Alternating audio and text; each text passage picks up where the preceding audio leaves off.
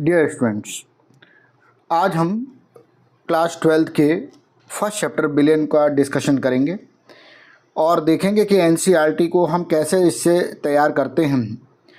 NCERT आपको पता है कि एनसीईआरटी वो बुक है जिससे क्वेश्चन आते ही आते हैं, तो कोशिश ये की जाएगी कि आपका कम से कम समय लिया जाए और ज़्यादा से ज़्यादा आप प्रभावी ढंग से आपको इस चैप्टर की तैयारी कराई जाए। इस सीरीज में हम एनसीईआरटी के डिफरेंट चैप्टर को उठाएंगे और उनको कम से कम समय में ज़्यादा से ज़्यादा इफेक्टिव तरीके से आपको तैयार कराएंगे। तो चलिए शुरुआत करते हैं। तो देखिए, विलेन चैप्टर में अगर हम देखें तो सबसे पहले हम इसका सिलेबस देख लेते हैं। तो देखिए, सिलेबस की अगर आप बात करते हैं तो इसमें देखिए लिखा हुआ है कि विभिन्न प्रकार के विलेनों का बनाना वर्णित कर सकेंगे। ठीक है ना। आप इस चैप्टर को पढ़ने के बाद आप क्या क्या कर सकेंगे, तो पहला तो ये कि जो विभिन्न प्रकार के विलेन बनेंगे उनको आप बता सकेंगे, विलेन की सांद्रता को बता सकेंगे और उसके विभिन्न मात्रकों का यूज कर सकेंगे। इसके अलावा आप हेनरी और राउल्ट्स लॉ को स्पष्ट कर सकेंगे और उसकी व्याख्या बता सकेंगे, यानी आप हेनरी का नियम बता पाएंगे, राउल्ट का नियम बता पाएंगे। ठीक है ना। इसके अलावा आदर्श और अनादर्श विलेन में विभेद कर सकेंगे, आप ये बता सकेंगे ये आदर्श विलेन है, ये अनादर्श विलेन है। इसके अलावा वास्तविक विलेनों का राउल्ट नियम से विचलन के का कारण बता सकेंगे। जो वास्तविक विलेन हैं यानी उनका जो है वो राउल्ट के नियम से विचलन क्यों होता है, यानी कि आदर्श विलेन का जो है राउल्ट के नियम से विचलन क्यों होता है। उसके बाद में विलेन के अणुसंख्य गुणधर्मों का वर्णन कर सकेंगे तथा इनका विलेय के आणविक द्रव्यमान से संबंध स्थापित कर सकेंगे। इसके बाद है कि विलेनों में कुछ विलेयों द्वारा प्रदर्शित असामान्य अणुसंख्य गुणधर्म को समझा सकेंगे। ठीक है। तो इतनी चीज़ें जो हैं वो हम इस चैप्टर में पढ़ेंगे और उन चीज़ों को हम समझेंगे। तो देखिए, जब शुरुआत करते हैं तो इसमें लिखा हुआ है कि शरीर में लगभग सभी प्रक्रम किसी न किसी विलेन में घटित होते हैं। हमारा जो शरीर है उसमें जो भी क्रियाएं होती हैं वो किसी न किसी विलेन में, यानी कि कोई ना कोई जो माध्यम होता है, लिक्विड मीडियम होता है, उसमें घटित होती हैं। फिर इसके आगे लिखा है कि सामान्य जीवन में हम बहुत कम शुद्ध पदार्थों से परिचित होते हैं। अधिकांशतः ये दो या दो से अधिक शुद्ध पदार्थों के मिश्रण होते हैं। सामान्य जीवन में हम क्या होता है, हमें क्या है कि बहुत कम शुद्ध पदार्थ मिलते हैं और ज़्यादातर जो पदार्थ मिलते हैं वो कैसे मिलते हैं, मिश्रण मिलते हैं। ठीक है ना, मिक्सचर मिलते हैं। उनका जीवन में उपयोग तथा महत्व उनके संगठन पर निर्भर करता है। जैसे पीतल जो होता है वो जिंक और निकल का मिश्रण होता है। पीतल जो है वो किसका मिश्रण होता है, तो जिंक और निकल का मिश्रण होता है। ठीक है। और जर्मन सिल्वर की अगर हम बात करें तो जर्मन सिल्वर जो होता है उसमें जिंक निकल के साथ में हम कॉपर भी मिला देते हैं। अब जरा आप सोचिए कि जब आपने जिंक और निकल मिलाया, ठीक है ना, किसी भी सांद्रता में मिलाया और मान लिया आपने एक दूसरा जो है वो एलॉय बनाया जिसमें आपने क्या करा कि कॉपर भी मिला दिया, जिंक निकल और के साथ में कॉपर भी मिला दिया, तो क्या गुणधर्म दोनों के सेम होंगे? नहीं सेम होंगे। इसी तरह से कांसे की अगर हम बात करें तो उसमें तांबा और टिन हम मिलाते हैं। ठीक है।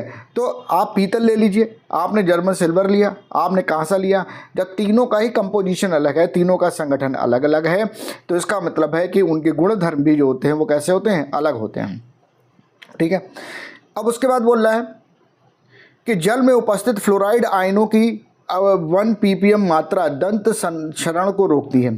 जो जल है हमारा, जो हम जल पीते हैं उसमें फ्लोराइड आयन की मात्रा होती है और ये कितनी होती है, 1 पार्ट्स पर मिलियन होती है। ठीक है ना। जबकि 1.5 पार्ट्स पर मिलियन मात्रा दांतों के कुर्बीरत पीलेपन होने का कारण बनती है। ठीक है ना। कर्बुरित बोला गया है, यहाँ पे पीलेपन को कर्बुरित बोला गया। तो देखिए, दांत जैसे पीले होते हैं, तो अगर पीले दांत जो होते हैं वो ज़्यादातर जो होता है वो जल में फ्लोराइड आयनों की अधिकता की वजह से होती है। 1 ppm से फ्लोराइड आयनों की अधिकता अगर होती है तो दांत जो होते हैं वो पीलेपन हो जाते हैं, पीले पड़ जाते हैं। फ्लोराइड आयनों की अधिक मात्रा जहरीली हो सकती है। फ्लोराइड आयनों की अधिक मात्रा जो होती है वो दांतों के लिए भी नुकसानदायक हो जाती है और दांत जो होते हैं वो जल्दी ही उनका क्षरण होने लगता है। यहाँ पर दिया हुआ है सोडियम फ्लोराइड का चूहों के लिए जहर के रूप में उपयोग किया जाता है। जो आप चूहों का जहर डालते हैं, आप जो डालते हैं कि भाई रेड पॉइजन है, तो उसमें जो है वो क्या होता है, सोडियम फ्लोराइड होता है। इसके बाद ये नीचे लिखा हुआ कि अंतःशिरा इंजेक्शन हमेशा लवणीय जल में एक निश्चित आयनिक सांद्रता पर घोला जाता है। देखिए, आपको पता है कि इंट्रावीनस जो होता है वो इंजेक्शन जब दिया जाता है तो उसमें सांद्रता जो होती है वो एक आयनिक सांद्रता होती है। ठीक है। आपको याद आ रहा है कि 0.91% वेट बाय वॉल्यूम होता है। ठीक है। भार बटे आयतन का NaCl का ये जो है वो विलयन बनाया जाता है, ठीक है। और क्यों? क्योंकि इसकी सांद्रता जो होती है वो हमारी RBC की सांद्रता से मिलती जुलती है, जो कि रक्त प्लाज्मा की सांद्रता के सदृश होती है, ठीक है। बता भी दिया इन्होंने कि जो रक्त प्लाज्मा होती है उसकी सांद्रता के बराबर अगर होगा तभी वो हमारे लिए इफेक्टिव होगा, अगर कम और ज़्यादा होगा तो वो फिर ऑस्मोसिस की प्रक्रिया शुरू कर देता है, यानी परासरण की प्रक्रिया को शुरू कर देता है, जो कि हमारे शरीर के लिए हानिकारक होती है। चलिए हम आगे बढ़ते हैं। इसके बाद इसमें लिखा हुआ है कि इस एकक में हम मुख्यतः द्रवीय विलयनों तथा उनको बनाने की विधियों पर विचार करेंगे। यानी इस चैप्टर में हम क्या करेंगे? द्रवीय विलयनों के बारे में बात करेंगे और उनको बनाने के बारे में बात करेंगे। तत्पश्चात हम उनके गुणों जैसे वाष्प दाब व अणुसंघ के गुणधर्म का अध्ययन करेंगे। हम उनके गुणों का भी अध्ययन करेंगे, जैसे वाष्प दाब है, पराशर दाब है, ठीक है ना, हिमांक में अवनमन है व क्वथनांक में उन्नयन है, इन सब गुणों का अध्ययन करेंगे। हम विलयनों के प्रकार से प्रारंभ करेंगे तथा फिर द्रव विलयनों में उपस्थित विलेय की सांद्रता को व्यक्त करने के विभिन्न विकल्पों को जानेंगे। हम शुरुआत करेंगे कहाँ से? हम शुरुआत करेंगे सांद्रता से और फिर ये देखेंगे कि कैसे कैसे इसको जो है वो हम और बढ़ा सकते हैं। इसके बाद आता है विलयनों के प्रकार। तो अब हम विलयनों के प्रकार की बात करेंगे। तो देखिए, विलयनों के प्रकार की जब हम बात करते हैं तो विलयन 2 या 2 से अधिक अवयवों का समांगी मिश्रण होता है। अब ये समांगी मिश्रण क्या होता है? समांगी मिश्रण का मतलब ये होता है, इन्होंने आगे बताया भी है कि समांगी मिश्रण से हमारा तात्पर्य है कि मिश्रण में सभी जगह का संगठन व गुणधर्म एक समान होता है। संगठन और गुणधर्म एक समान होता है। अब जरा सोचिए, जैसे मान लो मेरे पास एक बीकर है और हमने इसमें क्या किया? जल ले लिया, ठीक है ना। अब हमने जल लिया, जल लेने के बाद में हमने इसमें क्या किया? मान लो 5 ग्राम जो है वो चीनी मिला दी और चीनी मिलाने के बाद में हमने उसको पूरे मिश्रण को हिला दिया। अब मैं आपसे कह रहा हूँ कि चीनी मिलाने के पहले अगर मैं आपसे कहूँ कि बीकर में चीनी दिख रही है तो आप बोलोगे हाँ दिख रही है सर। लेकिन चीनी मिलाने के बाद मैं कहूँ कि अगर आपको चीनी दिख रही है क्या, तो आप कहेंगे नहीं दिख रही है सर। तो कैसा विलयन कैसा बन गया? समांगी एक मिश्रण मिल गया। अब समांगी मिश्रण में इन्होंने एक बात ये भी बताया कि सभी जगह का संगठन और गुणधर्म समान होता है। मैंने कहा भाई एक काम करो कि चम्मच लो, जरा यहाँ से थोड़ा सा जो है वो शुगर सॉल्यूशन निकालो, चीनी का विलयन निकालो और ज़रा पियो इसको। तुमने कहा सर मीठा है। फिर मैंने कहा ऐसा करो भाई यहाँ से निकालो। तुमने कहा सर ये भी मीठा है। मैंने कहा अच्छा करो एक काम करो ऊपर से उठा लो। तुमने कहा सर ये भी मीठा। इसका मतलब कि किधर भी साइड से जब आप इसको इस मिश्रण को देखते हैं तो इसका संगठन और गुण जो होता है वो कैसा है? समान दिखाई देता है। तो ये कहलाता क्या है? समांगी मिश्रण कहलाता है, ठीक है ना। कह रहा है कि सामान्यतः जो अवयव अधिक मात्रा में उपस्थित होता है, जो अवयव अधिक मात्रा में उपस्थित होता है वह विलायक कहलाता है। विलायक विलयन की भौतिक अवस्था को निर्धारित करता है, ठीक है। अब जरा एक बात मेरी बताना मुझे, जैसे मैंने तुमसे कहा कि भाई इसमें तुमने क्या लिया था? तुमने कहा सर जल लिया। मैंने कहा भाई और क्या लिया? तुमने कहा भाई चीनी ली। चीनी जो है वो कैसी है? तो चीनी ठोस है और जल जो है वो कैसा है? जल द्रव है। मैंने कहा अच्छा तुमने इसका विलयन बना दिया, अब ये बताओ कि ये विलयन कैसा दिख रहा है? चीनी की तरह दिख रहा है या जल की तरह दिख रहा है? तो तुमने कहा सर ये जल की तरह हमको दिखाई दे रहा है, यानी कि द्रव अवस्था में दिखाई दे रहा है। इसका मतलब क्या हो गया कि जल जो है वो विलायक है, यानी कि विलयन की जो भौतिक अवस्था होती है उसको निर्धारित करने वाला तत्व जो कंपोनेंट होता है, जो घटक होता है, वो जो होता है विलायक कहलाता है। तो यहाँ पर यही बात बताइए। और विलायक जो होता है वो किस मात्रा में होता है? अधिक मात्रा में होता है, ठीक है ना। इसके बाद इन्होंने बोला है कि विलयन में विलायक के अतिरिक्त उपस्थित एक या अधिक अवयव विलेय कहलाते हैं, ठीक है ना। विलयन में विलायक के अलावा जो भी आप मिला रहे हो वो क्या कहलाते हैं? विलेय कहलाते हैं। चाहे आप एक मिला रहे हो चाहे 2 घटक मिला रहे हो। जैसे सपोज करो कि आपने एक बीकर लिया और बीकर में आपने जल ले लिया, तो जल तो आपने ज़्यादा लिया और ये जो होगा वो हो गया क्या? विलायक। अब इसमें आपने 5 ग्राम जो है वो चीनी मिला दी, फिर आपने इसमें 5 ग्राम मान लो नमक मिला दिया, ठीक है ना। तो एक से ज़्यादा घटक मिला रहे, तो ये चीनी नमक ये सारे के सारे कैसे हैं? ये सारे के सारे विलेय हैं, ठीक है ना। कह रहा है कि इस एकक में हम केवल द्विअंगी विलयनों जिनमें 2 अवयव हों का अध्ययन करेंगे। तो द्विअंगी विलयन का मतलब क्या है? इनमें 2 घटक होंगे। कौन कौन से घटक होंगे? एक तो घटक होगा वो विलेय होगा और दूसरा घटक जो होगा वो क्या होगा? विलायक होगा, ठीक है ना। तो ये पूरा का पूरा चैप्टर जो होगा वो द्विअंगी विलयनों पर निर्भर करेगा। अब ये कह रहे हैं कि यहाँ प्रत्येक अवयव ठोस, द्रव तथा गैस अवस्था में हो सकता है, जिसका संक्षिप्त विवरण सारणी 1.1 में दिया गया है। तो अब यहाँ पर अवयव की हमने अवस्था के बारे में बात की कि भैया अवयव जो होगा वो ठोस अवस्था में होगा, अवयव जो है वो द्रव अवस्था में होगा और अवयव जो है वो कैसा होगा? गैस अवस्था में होगा, ठीक है। अच्छा, अब ये हमारे पास सारणी आ गई, इनकी एनसीईआरटी की सारणी दे दी गई और ये 1.1 विलेनों के प्रकार दिए गए। देखिए यहाँ पर मैं थोड़ा सा ऐड करूँगा कि अगर आपको विलेनों के प्रकार देखने हैं तो दरअसल विलेनों के प्रकार जो होते हैं 3 की पावर n से नापे जाते हैं।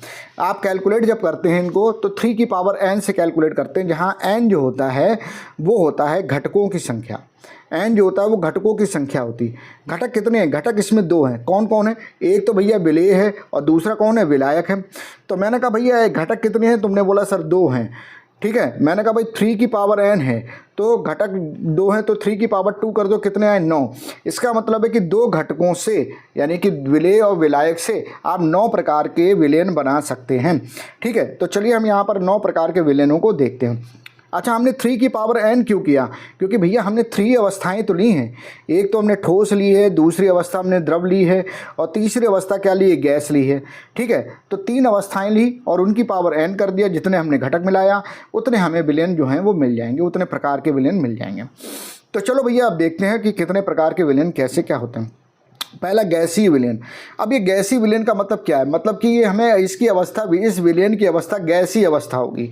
अच्छा, अगर गैसीय अवस्था होगी तो विलायक कैसा होगा? तो भाई विलायक जो है विलेन की अवस्था को बताता है, यानी कि विलायक जो होगा वो गैस होगा। ठीक है ना, तो मतलब जो ज़्यादा होगा वो कौन होगा? गैस होगा, और वही उसकी अवस्था को बताता है। अब यहाँ पर विलेय, पहला देखिए विलेय गैस है, फिर दूसरा द्रव है, तीसरा ठोस है। ठीक है ना, विलेय की अवस्था हमने बदल दी और विलायक की अवस्था हमारी वही की वही रहेगी। तो चलिए पहले हम अब देख लेते हैं, इसको समझते हैं कि कैसे क्या है। तो पहला जो है वो गैस यानी कि गैस में गैस। ठीक है ना, गैस में क्या है? गैस है। तो जब गैस में गैस है तो यानी 2 गैसों का मिश्रण ले लो, ऑक्सीजन है, नाइट्रोजन है। हवा जो है वो क्या है? गैसों का मिश्रण है। तो ये सब जो है गैसीय विलेन के उदाहरण हो जाएंगे। दूसरा है गैस में द्रव। गैस में द्रव यानी कि द्रव क्या है? कम है और गैस क्या है? ज़्यादा है। ठीक है, तो अब आप सोचो कि गैस में कोई द्रव है तो आपको समझ में आ रहा है कि क्लोरोफॉर्म जो होता है वो जो है उसको नाइट्रोजन गैस में मिश्रित किया जाता है। या क्लोरोफॉर्म हवा में भी अगर आप देखेंगे तो क्लोरोफॉर्म जो होता है वो द्रव अवस्था में है और हवा जो है वो गैसीय अवस्था में है। ठीक है, तो ये भी जो है वो एक्चुअल में द्रव में गैस जो है उसका उदाहरण है। सॉरी, गैस में द्रव, विलायक में विलेय होता है। ठीक है ना, तो विलायक में विलेय, तो विलायक यहाँ पर क्या है? गैस है। ठीक है, तो इस तरह गैस में द्रव। अब दूसरा अगर हम देखें तो गैस में ठोस। अगर देखते हैं तो यहाँ पर क्या है? गैस में ठोस। गैस में क्या है? ठोस है। अब गैस में ठोस है यानी कि क्या होगी? गैसीय अवस्था होगी, बट ठोस के कण है। तो ठोस के कण है तो क्या हो जाएगा? डस्ट हो जाएगी, धूल जो होगी, हवा में धूल के कण होते हैं। ठीक, दूसरा क्या हो जाएगा कि कपूर का नाइट्रोजन गैस में विलयन।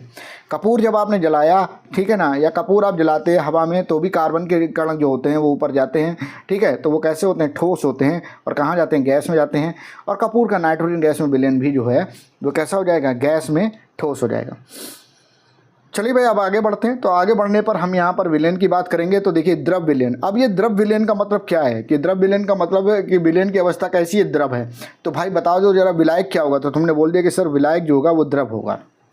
ठीक है, तो अब द्रव में गैस, पहला द्रव में गैस। तो भाई द्रव में गैस तो क्या हो जाएगा? द्रव में गैस यानी कि आप द्रव जो है उसमें गैस घोल रहे हैं। तो जल में घुली ऑक्सीजन। ठीक है, जल ज़्यादा होता है, ऑक्सीजन क्या होती है? कम होती है। तो ये हो जाएगा। उसके बाद द्रव में द्रव। तो द्रव में द्रव, 2 द्रव आपने मिला दिए। एक एथेनॉल को जल में घोल दिया, अल्कोहल को आपने जल में घोल दिया। ठीक है ना, तो ये हो जाएगा। उसके बाद में द्रव में ठोस। तो द्रव में ठोस है, तो द्रव में ठोस मिला रहे हो तो भाई कुछ भी मिला दो। द्रव में ठोस तो चीनी मिला दी ठोस द्रव में। ठीक है ना, आपने नमक मिला दिया द्रव में, ग्लूकोज मिला दिया जब द्रव में, तो ये द्रव में ठोस हो गया। ठीक, इसके बाद अगला जो आता है वो आता है ठोस विलयन। अब ठोस विलयन इसका मतलब क्या हुआ? इसका मतलब ये हुआ कि जो विलायक की अवस्था है वो कैसी है? ठोस है। ठीक है, तो यहाँ पर ठोस हो जाएगा। तो अब पहला जो है वो ठोस में गैस। तो ठोस जो है विलायक है और गैस जो है वो क्या है? विलेय है। जैसे अगर हमने क्या किया? पैलेडियम की छड़ ली, और पैलेडियम की छड़ ली तो उसके ऊपर जो है अधिशोषण हो जाता है किसका? यहाँ पे पैलेडियम की छड़ के ऊपर अधिशोषण हो जाता है किसका? हाइड्रोजन गैस का।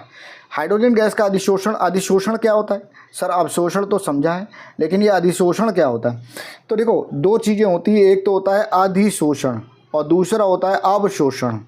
ठीक है ना, अधिशोषण में ये होता है कि जो सरफेस होती है उसके ऊपर जाके गैस लगती है। मान लीजिए कि ये मेरे पास में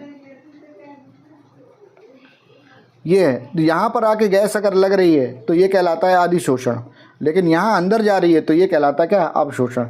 यानी बल्क में अगर जा रहा है तो अब है, और अगर सरफेस पे आ रहा है, सतह पे आ रहा है तो अधि है। तो ये जो है वो क्या है, अधि है, ठीक है ना। तो अब हुआ क्या, हुआ ये कि पैलेडियम की छड़ आपने ली, और पैलेडियम की या निकल की या प्लेटिनम की, और उसके ऊपर जो है वो हाइड्रोजन गैस जो है वो लग गई, और ये जो है वो क्या हो जाएगा, ये जो है वो ठोस में गैस का विलयन बन जाएगा, ठीक है। तो ये ठोस में गैस का विलयन बन गया। दूसरा, ठोस में द्रव। तो ठोस में द्रव का मतलब क्या है, आपने कोई भी अमलगम बना लिया, किसको छोड़ के, आयरन को और प्लेटिनम को। आयरन और प्लेटिनम का अमलगम नहीं बनता है, ठीक है ना। बाकी सारी धातुएं जो होती हैं वो अमलगम बनाती हैं। तो आपने क्या किया, सोडियम को लिया और इसको मरकरी में मिला दिया, तो मरकरी जो है वो कैसी है, द्रव है, और सोडियम जो है वो कैसा है, ठोस है, ठीक है ना। विलयन जो आपको दिखेगा वो कैसा, ठोस जैसा ही दिखेगा। इसके बाद अगला आता है ठोस में ठोस। तो ठोस में ठोस की बात करेंगे तो कोई भी दो ठोस, जैसे तांबा का सोने में विलयन, ठीक है, कोई दो धातु बना दी, एलॉय बना दिया, कोई धातु बना दी, एलॉय बना दिया, ठीक है ना। तो वो जो होगा वो क्या हो जाएगा, वो ठोस में ठोस विलयन बन जाएगा। तो इस तरह से आप क्या देख रहे हो, इस तरह से 3 विलयन ये, 3 विलयन ये, और 3 विलयन ये ऊपर, टोटल 9 विलयन जो हैं वो आपको मिल जाएंगे, गैसीय विलयन, द्रव विलयन और ठोस विलयन। चलिए आगे बढ़ते हैं। अब इसके बाद देखिए दिया हुआ है विलयनों की सांद्रता। तो विलयनों की सांद्रता को व्यक्त करना, विलयन की सांद्रता को, विलयन का संगठन उसकी सांद्रता से व्यक्त किया जाता है। विलयन का संगठन यानी कि जो कंपोजिशन होता है, किससे किससे मिलके विलयन बना है, कितना कितना आपने उसको मिलाया है, कितना आयतन लिया है पानी का, जल का, या कितना विलयन का आयतन लिया है, कितने ग्राम आपने जो है उसमें विलय मिलाया है। तो ये सब उसका संगठन होता है, और उसको हम सांद्रता से व्यक्त करते हैं। सांद्रता को गुणात्मक रूप से या मात्रात्मक रूप से व्यक्त किया जाता है, यानी कि हम इसको कैलकुलेट कर सकते हैं। उदाहरण, गुणात्मक रूप से हम कह सकते हैं कि विलयन तनु है। विलयन तनु है। तनु का मतलब क्या होता है, तनु का मतलब जो होता है वो पतला होता है। तनु का मतलब क्या होता है, पतला। और सांद्र, सांद्र का मतलब क्या होता है, गाढ़ा होता है। तो अच्छा एक बात चीज़ बताओ, चीज़ कोई गाढ़ी कब होगी। जैसे मान लो हमने क्या करा, हमने तुमसे कहा कि भाई ऐसा है, तुम्हारे पास 2 बीकर हैं, ठीक है ना, और 2 बीकर हैं और इन दोनों में 1 लीटर जल है। तो हमने कहा कि भाई 2 बीकर हैं और दोनों बीकर में 1 लीटर जल है। इसमें तुमसे हमने कहा कि भाई 5 ग्राम चीनी मिलाओ, और इसमें तुमसे हमने कहा कि आधा किलो चीनी मिलाओ। तो गाढ़ा कौन सा विलयन होगा, तो गाढ़ा विलयन जो होगा वो ये वाला होगा, यानी कि ये विलयन कैसा हो जाएगा, सांद्र हो जाएगा। अच्छा पतला कौन सा होगा, तो पतला ये वाला विलयन होगा, यानी कि ये विलयन तनु हो जाएगा। तो अगर किसी भी विलयन में विलय की मात्रा ज़्यादा होती है तो वो कैसा होता है, सांद्र, और किसी में कम होती है तो वो कैसा होता है, तनु होता है, ठीक है ना। तो पतला विलयन है तो तनु है, और गाढ़ा विलयन है तो वो कैसा है, सांद्र, ठीक। तो चलिए अब देखते हैं क्या कह रहा है। कह रहा है कि गुणात्मक रूप से हम कह सकते हैं कि विलयन तनु है, अर्थात विलय की अपेक्षाकृत बहुत कम मात्रा है, अथवा यह सांद्र है, अर्थात विलय की अपेक्षाकृत बहुत अधिक मात्रा है। तो विलय की मात्रा ही डिसाइड करती है कि विलयन तनु होगा या विलयन सांद्र होगा। परंतु वास्तविकता में इस तरह से वर्णन करना अत्यधिक भ्रम उत्पन्न करता है। अतः विलयनों का मात्रात्मक रूप से वर्णन करने की आवश्यकता होती है। मात्रात्मक रूप से, भाई देखो, हम अगर ओरली बोलेंगे तो ओरली हमको समझ में नहीं आएगा। अभी हमने आपसे कहा कि 5 ग्राम और 500 ग्राम, तब तो हम बता पाए, ठीक है। अब हम एक मुट्ठी अगर उठा के डाल दें तो हम मुट्ठी में कैसे बता पाएंगे कि भाई इतना हमने मिलाया है। तो इसलिए क्या है कि मात्रात्मक रूप में इसको वर्णन करना बहुत आवश्यक है। विलयन की सांद्रता का मात्रात्मक वर्णन हम कई प्रकार से कर सकते हैं। अब सबसे पहला प्रकार जो इसमें दिया है वो है द्रव्यमान प्रतिशत। द्रव्यमान प्रतिशत मतलब weight by weight percentage, W/W percentage. अब देखिए एक चीज़ मैं आपको बता दूं, कोई भी भिन्न अगर आप देखते हो तो उसमें ये वाला पार्ट जो होता है वो कहलाता क्या है, अंश कहलाता है, और दूसरा ये वाला पार्ट जो होता है वो क्या कहलाता है, हर कहलाता है। अंश जो होता है वो यहाँ पर विलयन के केस में अंश जो होता है वो विलय के लिए लिया जाता है, और हर जो होता है वो अधिकतर केस में विलयन के लिए लिया जाता है, ठीक है ना। तो ये थोड़ा सा बात हम ध्यान रखेंगे कि विलयन चैप्टर में ज़्यादातर फार्मूलों में जो अंश होता है वो विलय के लिए होता है, और हर जो होता है वो विलयन के लिए लिया जाता है। चलिए अब हम यहाँ पर देख लेते हैं। भाई यहाँ पर दिया हुआ है, आपको सामने दिया हुआ है कि द्रव्यमान प्रतिशत जो होता है, विलयनों के अवयवों को द्रव्यमान प्रतिशत में निम्न प्रकार परिभाषित किया जाता है। अवयव का द्रव्यमान प्रतिशत बराबर विलयन में उपस्थित अवयव का द्रव्यमान बटे विलयन का कुल द्रव्यमान गुणे 100, ठीक है भाई, प्रतिशत में निकाल रहे हो तो सीधी सी बात है कि गुणे 100 करना पड़ेगा। अब जिस अवयव का निकाल रहे हो उस अवयव का जो है वो विलयन में उपस्थित अवयव का द्रव्यमान बटे विलयन का कुल द्रव्यमान गुणे जो है वो 100, ठीक है ना। देखिए मैंने वहाँ पर आपको जो बताया था, अभी भिन्न में जो मैंने बताया था वो मैंने अंश और हर को थोड़ा सा दिमाग में सेट करने के लिए बताया था, ठीक है ना। यहाँ पर हम विलायक का भी निकाल सकते हैं, वेट बाई वेट परसेंटेज, ठीक है ना, लेकिन ज़्यादातर केस में हम विलेय का ही निकालते हैं। किसका निकालते हैं? विलेय का, ठीक है। ये बात आपको क्लियर बिल्कुल है। चलिए भाई अब हम देखते हैं जरा। कह रहा है कि उदाहरण, यदि एक विलयन का वर्णन जल में 10% ग्लूकोज द्रव्यमान के रूप में किया जाए, एक विलयन का वर्णन जल में 10% ग्लूकोज का द्रव्यमान के रूप में किया जाए तो इसका तात्पर्य है कि 10 ग्राम ग्लूकोज को 90 ग्राम जल में घोलने पर 100 ग्राम विलयन प्राप्त हुआ। भाई सीधी सी बात है कि आपको 10% बोल रहा है, 10% वेट बाई वेट बोल रहा है, तो ये किसके लिए? विलेय के लिए। ये किसके लिए? विलयन के लिए। मतलब कि 10 ग्राम विलेय जो है, 10 ग्राम विलेय जो है वो 100 ग्राम विलयन में है। तो भैया 10 ग्राम विलेय 100 ग्राम विलयन में, तो विलायक कितना मिला है? तो विलायक जो है वो 100 में से 10 घटा दो भैया, तो 90 ग्राम जो है वो क्या विलायक मिलाया गया, ठीक है ना। तो यहाँ पर इन्होंने वही बात बोला है क्या कि जल में 10% ग्लूकोज का द्रव्यमान के रूप में किया जाए तो इसका तात्पर्य यह है कि 10 ग्राम ग्लूकोज को 90 ग्राम जल में घोलने पर 100 ग्राम विलयन प्राप्त हुआ है। द्रव्यमान प्रतिशत में व्यक्त सांद्रता का उपयोग सामान्य रासायनिक उद्योगों के अनुप्रयोगों में किया जाता है। उदाहरणार्थ व्यावसायिक ब्लीचिंग विलयन में सोडियम हाइपोक्लोराइड का जल में 3.62 द्रव्यमान प्रतिशत होता है, ठीक है ना। यानी कि व्यावसायिक ब्लीचिंग विलयन जो बनाया जाता है, जो ब्लीचिंग करने के लिए जो सॉल्यूशन बनाया जाता है, यानी रंग उड़ाने के लिए जो बनाया जाता है, उसमें सोडियम हाइपोक्लोराइड जो है वो मिलाते हैं, ठीक है ना। सोडियम हाइपोक्लोराइड का सूत्र क्या है? तो NaClO होता है, ठीक है। तो ये मिलाते हैं और इसमें जो है वो जो इसका जल में घटन जो द्रव्यमान प्रतिशत होता है वो 3.62 वेट बाई वेट परसेंटेज होता है। इसको थोड़ा सा ध्यान कर लेंगे, इस पर क्वेश्चन बन सकता है, ठीक है। मतलब कि ये क्वांटिटी पे क्वेश्चन बन सकता है भाई कितनी क्वांटिटी जरूरी होती है। चलिए भाई अब आगे बात हम करते हैं आयतन प्रतिशत की। आयतन प्रतिशत को हम वॉल्यूम बाई वॉल्यूम परसेंटेज से दिखाते हैं, ठीक है। फिर मैंने आपको बोला कि ये ऊपर किसका होगा? विलेय का अधिकतर केस में, और ये किसका होगा? विलयन का होगा, ठीक है। तो चलो भाई देखिए इसमें क्या डेफिनेशन दिया। आयतन प्रतिशत को निम्न प्रकार से परिभाषित किया जाता है: अवयव का प्रतिशत आयतन बराबर अवयव का आयतन बटे विलयन का कुल आयतन गुणे 100। उदाहरणार्थ एथेनॉल का जल में 10% विलयन का तात्पर्य है कि 10 ml एथेनॉल को इतने जल में इतना घोला गया कि विलयन का कुल आयतन जो है वो 100 ml हो गया। सही भाई, तुमने 10 ml क्या लिया? एथेनॉल लिया। 10 ml तुमने क्या किया? एथेनॉल लिया, ठीक है ना। और उसमें वो कितने ml में था? वो 100 ml विलयन में था, ठीक है ना। 10 ml एथेनॉल जो था वो किस में था? 100 ml विलयन में। 10 ml एथेनॉल 100 ml विलयन में था, ठीक है, क्योंकि 10% वॉल्यूम बाई वॉल्यूम है। तो भाई 100 ml विलयन में था, तो विलेय कितना था? तो विलेय भैया विलेय जो था वो कितना था? 90 ml। तो 90 ml जो है वो तुमने क्या किया? जल मिला दिया, ठीक है, 10 ml एथेनॉल में, और 100 ml जो है वो टोटल विलयन बना दिया। आगे बोला कि द्रवीय विलयनों को सामान्यतः इस मात्रक में प्रदर्शित किया जाता है। उदाहरणार्थ एथिलीन ग्लाइकॉल का 35% वॉल्यूम बाई वॉल्यूम विलयन वाहनों के इंजन को ठंडा करने के लिए काम आता है।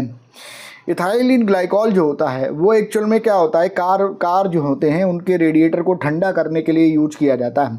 तो जो बोतल आप लेते हो जिसको आप रेडिएटर में डालते हैं वो जो होता है वो 35% वॉल्यूम बाई वॉल्यूम होता है।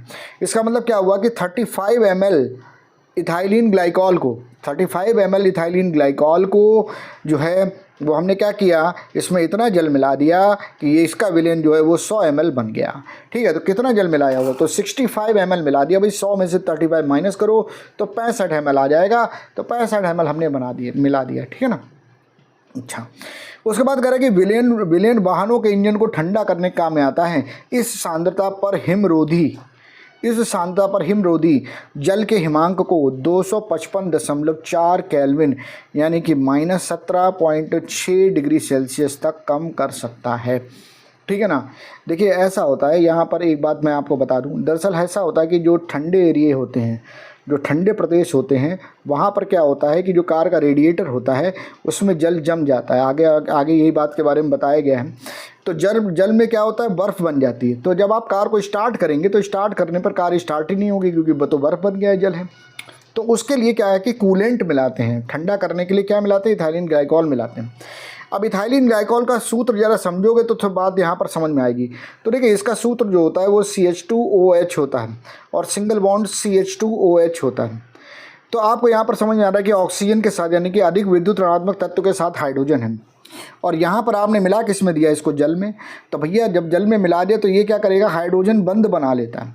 और जैसे ही हाइड्रोजन बंद बनाता है तो अब इसके बीच में गैपिंग कितनी बड़ी हो गई। इस बड़ी गैपिंग होने के कारण, या हम इसको वॉइड भी कहते हैं, इसकी वजह से यहाँ पे जल जो होता है वो जम नहीं पाता है। और जैसे ही आप उसको स्टार्ट करते हो तो कार जो है वो स्टार्ट हो जाती है, क्योंकि अगर थोड़ा बहुत भी बॉन्डिंग, थोड़ा बहुत भी अगर वो जमा हल्का भी होगा तो हल्की एनर्जी पाते ही जल जो होता है वो आइस जो होती है वो तुरंत जल में बदल जाती है। तो कूलेंट के रूप में इस तरह से इसका यूज किया जाता है। प्रशीतक किसको कहते हैं, कूलेंट को हम प्रशीतक भी कहते हैं हिंदी में, ठीक है। तो इथाइलिन ग्लाइकॉल का प्रयोग जो होता है प्रशीतक के रूप में किया जाता है। तो वहाँ पर वॉल्यूम बाई वॉल्यूम परसेंटेज लिया जाता है। जरा सोचो यार कितने वॉल्यूम बाई वॉल्यूम का है, तो 35 वॉल्यूम बाई वॉल्यूम का लिया जाता है।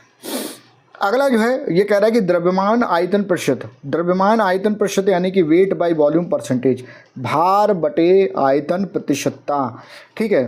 तो भार किसका होगा, विलेय का, और आयतन किसका होगा, विलयन का।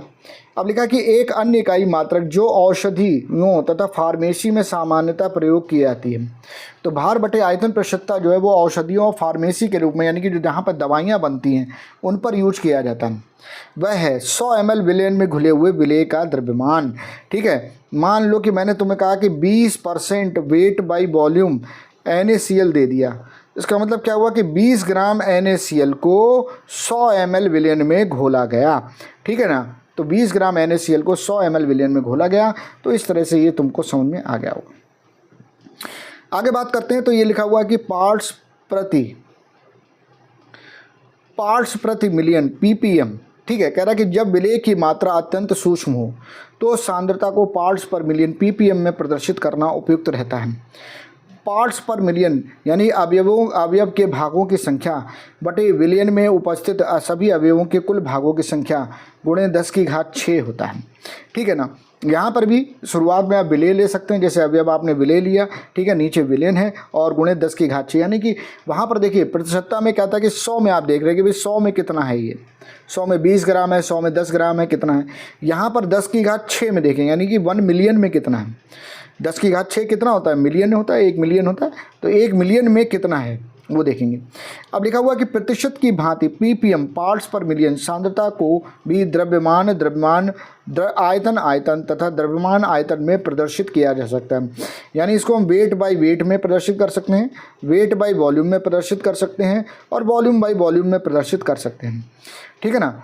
अब ये कह रहा है 1 लीटर 1030 ग्राम, ठीक है, 1 लीटर 1030 ग्राम समुद्र जल में, 1 लीटर समुद्री जल का अगर आप भार लोगे तो वो 1030 ग्राम आता है। समुद्री जल में 6 × 10⁻³ ग्राम ऑक्सीजन घुली होती है, 6 × 10⁻³ ग्राम ऑक्सीजन घुली होती है। इतनी कम सांद्रता को 5.8 ग्राम प्रति 10⁶ ग्राम समुद्री जल यानी 5.8 ppm में भी व्यक्त किया जा सकता है। देखिए क्या कह रहा है, ये कह रहा है कि जो समुद्री जल होता है उसका अगर आप 1 लीटर लेते हो जिसका भार 1030 ग्राम होता है, उसमें 6 × 10⁻³ ग्राम ऑक्सीजन घुली होती है। इतनी कम सांद्रता को हम ppm में दिखाते हैं और हम इसको 5.8 ppm दिखाते हैं, यानी कि 1 मिलियन ग्राम समुद्री जल में 5.8 ग्राम जो होता है वो ऑक्सीजन घुली होती है। जल अथवा वायुमंडल के प्रदूषकों की सांद्रता को भी माइक्रोग्राम प्रति ml या ppm में प्रदर्शित किया जाता है। देखिए जल वायु प्रदूषण मतलब कि जैसे वायु में SO2 की कितनी है या जहरीली गैसें जो हैं वायुमंडल में कितनी हैं, तो इन सबको जो है वो हम ppm में दिखाते हैं और या फिर हम दिखाते हैं माइक्रोग्राम प्रति ml में, ठीक है ना। तो इस तरह से दिखाते हैं। चलिए अब हम मूल अंश पे बात करते हैं। लिखा हुआ है कि x को सामान्यतः मूल अंश के संकेतक के रूप में उपयोग करते हैं। इसका मतलब क्या हुआ कि मूल अंश को अगर आपको दिखाना है तो किसके रूप में दिखाओगे, x के रूप में दिखाओगे, ठीक है ना। अब यहाँ पर क्या है कि दो फैक्टर होते हैं, दो हम यहाँ पर लेते हैं, एक तो लेते हैं हम a और एक लेते हैं b। अधिकतर केस में क्या देखा गया है कि जो ज़्यादा अवयव होता है उसको a लेते हैं। ज़्यादा कौन सा अवयव होता है, तो ज़्यादा अवयव जो होता है वो विलायक होता है, ठीक है। तो विलायक को हम ए के रूप में लेते हैं, और जो कम अवयव होता है उसको हम बी के रूप में लेते हैं। तो कम कौन सा होता है, तो कम अवयव जो होता है वो विलेय होता है। यानी जिस घटक की मात्रा कम होती है उसको हम बी के रूप में लेते हैं, और जिसकी ज़्यादा होती है उसको ए के रूप में। तो अगर मुझसे कह दे कि विलायक के मोल अंश, तो भैया मोल अंश हो गया एक्स से, और विलायक के तो एक्स से हो गया। अगर हमसे कहे विलेय के मोल अंश, तो मोल अंश जो होंगे वो क्या किससे दिखाएंगे, एक्स से, और विलेय के बोल रहा है तो बी से, ठीक है ना। ये बात समझ में आ गई ना। तो विलेय के लिए बी को यूज करेंगे और विलायक के लिए हम ए को यूज करेंगे। चलिए भाई, लिखा है अवयव का मोल अंश बराबर अवयव के मोलों की संख्या बटे सभी अवयवों के मोलों की संख्या। उदाहरणार्थ, एक द्विअंगी विलयन में यदि ए तथा बी अवयवों के मोल क्रमशः एन ए तथा एन बी हों तो ए का मोल अंश होगा। तो ए का मोल अंश क्या होगा भाई, मोलों की संख्या, ए के मोलों की संख्या बटे कुल मोलों की संख्या। तो कुल मोल कौन से हैं, एन ए बटे n a plus n b, ठीक है ना। मान लो कि यहाँ पर इन्होंने क्या किया, आई अवयव ले लिए, तो आई अवयव ले लिए तो एक्स आई बराबर n i upon n one plus n two plus n three n four है, कहाँ तक जाने हैं, आई तक जाएगा, ठीक है। तो एन आई बटे क्या हो जाएगा, एन टी ए हो जाएगा। इसके बाद ये कह रहा है कि यह दर्शाया जा सकता है कि दिए गए विलयन में उपस्थित सभी अवयवों के मोल अंशों का योग एक होता है। यानी जितने भी आप मोल अंश लेंगे उन सब का योग जो होगा वो कैसा हो जाएगा, एक हो जाएगा। यानी कि एक्स से आपने लिया एक्स ए प्लस एक्स बी बराबर 1 हो गया, या मान लो और ज़्यादा मिला दिए, ए मिला दिया, बी मिला दिया और सी अवयव मिला दिया तो भी 1 हो जाएगा, ठीक है ना। तो जितने भी ले लेंगे, मान लो आई अवयव आपने मिला दिए तो एक्स आई इक्वल टू 1 हो जाएगा। अब उसके आगे ये कह रहा है कि मोल अंश इकाई विलयनों के भौतिक गुणों में संबंध दर्शाने में बहुत उपयोगी होता है, जैसे विलयनों की सांद्रता का वाष्प दाब के साथ संबंध दर्शाने में, तथा इसका उपयोग गैसीय मिश्रणों के लिए आवश्यक गणना की व्याख्या करने में भी होता है, ठीक है। तो इस तरह से ये मोल अंश के बारे में बात है। अब देखिए हम यहाँ पर इस उदाहरण को देखेंगे।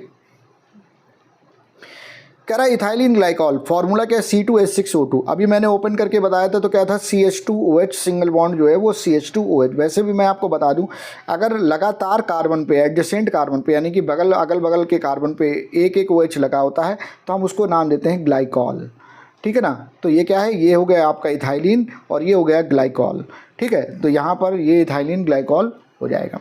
चलिए भाई अब बात करते हैं।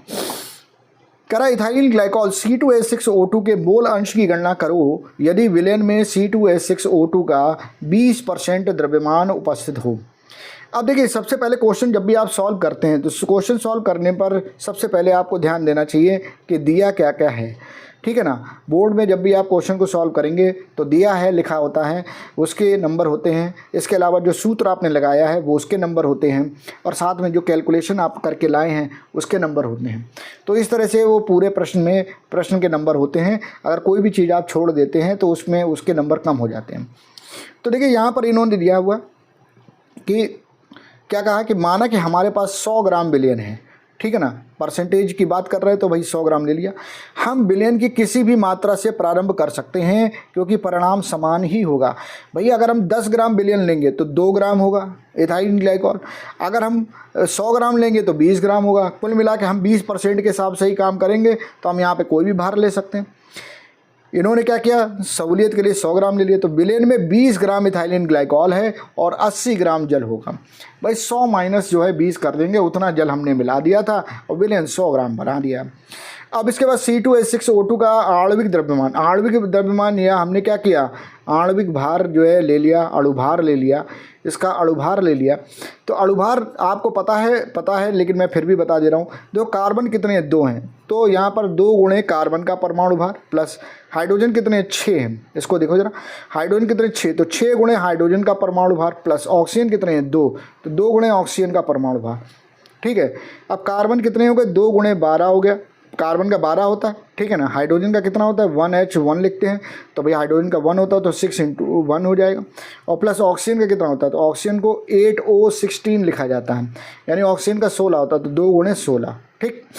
तो यहाँ पर आप देख रहे हो कि यहाँ पर इन्होंने क्या किया, ऊपर की तरफ ये जो है वो लिखा हुआ है, यहाँ पर आप देख रहे हो कि ये लिखा हुआ है इन्होंने इस तरह से, ठीक है ना। यहाँ पर ये इन्होंने इस तरह से लिखा हुआ है, तो यहाँ पर आपको समझ में आ रहा है। अब ये C2H6O2 के यहाँ पर 62 ग्राम पर मोल जो है वो इसका आ गया। देखिए आणविक भार का या अणु भार का मात्रक जो होता है वो ग्राम प्रति मोल होता है, तो यहाँ पर ग्राम प्रति मोल इन्होंने ये दिया हुआ है, तो ये थोड़ा सा हम ध्यान में रखेंगे, ठीक है। अब देखो C2H6O2 के मोल निकालें तो मोल बराबर क्या होता है, मोल बराबर होता है भार बटे अणु भार, ठीक है। भार कितना है दिया है 20 ग्राम, अणु भार कितना भी निकाला 62। इसको सॉल्व किया तो सॉल्व करने पर हमारे पास ये मोल आ गए 0.322, ये मोल हमारे पास आ गए इथाइलिन ग्लाइकॉल के। अच्छा, हमको मोल अंश निकालना है, तो मोल अंश के लिए क्या हो जाएगा कि हम x इथाइलिन ग्लाइकॉल निकालेंगे, तो बराबर हो जाएगा क्या, इथाइलिन ग्लाइकॉल के मोल बटे इथाइलिन ग्लाइकॉल के मोल और प्लस जल के मोल। तो इसका मतलब ये हो जाएगा कि हमें इथाइलिन ग्लाइकॉल के भी मोल चाहिए और हमें जल के मोल भी चाहिए। तो हमने यहाँ पर क्या किया, सबसे पहले इथाइलिन ग्लाइकॉल के मोल निकाल लिए। अब हम यहाँ पर जल के मोल भी निकाल लेंगे। तो जल के मोल निकालने के लिए जल भाई कितना लिया था, तो जल जो है वो हमने 100 में से माइनस किया तो 80 ग्राम आ गया था।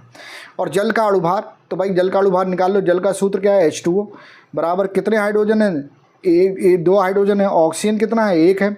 हाइड्रोजन का परमाणु भार 1 है, ठीक है ना। और ऑक्सीजन का 16 है। टोटल क्या हो जाएगा 18 ग्राम प्रति मोल हो जाएगा।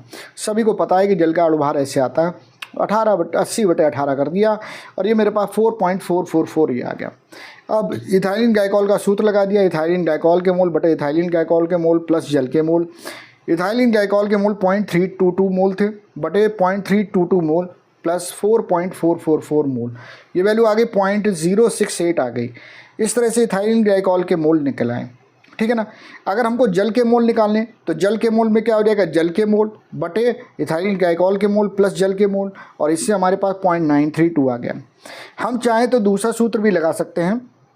सबका योग कितना था 1 था, तो XA प्लस XB जो है वो ये क्या हो जाएगा 1 हो जाएगा। तो अगर मेरे को XA निकालना है तो ये क्या होगा 1 माइनस XB हो जाएगा।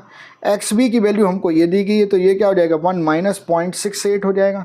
और अगर 1 माइनस 0.68 कर देंगे तो हमको समझ में आ रहा है कि हमको, तो अगर हम यहाँ पर 1 माइनस 0.068 कर देंगे तो उससे हमको क्या है कि ये वैल्यू मिल जाएगी 0.932 मिल जाएगा।